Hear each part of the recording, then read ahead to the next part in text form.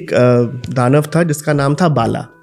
बाला बहुत शक्तिशाली था और उसने स्वर्ग में आके देवताओं को हरा दिया और सबको बाहर निकाल दिया।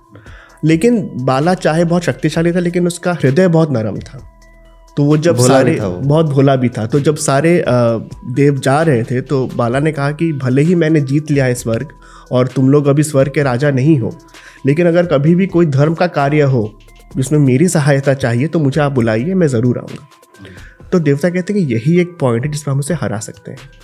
तो वो लोग एक प्लान बनाते हैं और अगले दिन बाला के पास जाके इंद्र कहते हैं कि हम एक बहुत बड़ा यज्ञ करने वाले हैं और हम चाहते हैं कि इसमें आप भी शामिल हो। तो कहते हैं बिल्कुल, किस तरह?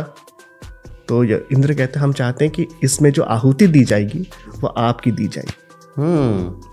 और बाला सोचता है, सब डर डर के खड़े हैं कि पता नहीं क्या रिएक्शन होगा, क्योंकि है तो असुर। बाला हाथ जोड़ के कहता है कि मैं मानता हूँ और आपकी बात मैं मानता हूँ। तो जब यज्ञ होता है, उसकी आहुति दी जाती है और उसका शरीर जलने लगता है, तो सारे देवता खुश हो जाते हैं कि हमने हरा दिया, अब स्वर्ग दोबारा हमारा है। तभी उसकी जो शरीर जल रहा है उसमें से अलग अलग किरणें निकलने लगती हैं, ब्राइट किरणें फूट रही हैं, अलग अलग रंग की किरणें फूट रही हैं और उसका जो मांस से जला हुआ है वो ट्रांसफॉर्म होने लगता है। उसमें से कुछ ना कुछ एक चमत्कार होने लगता है और उसमें से ऐसी ऐसी चीज़ें बनती हैं जो देवता ने कभी देखी नहीं है। तो कहते हैं ये तो कुछ चमत्कार, इसको हम स्वर्ग लेके चलते हैं, वहाँ पता करेंगे ये है क्या।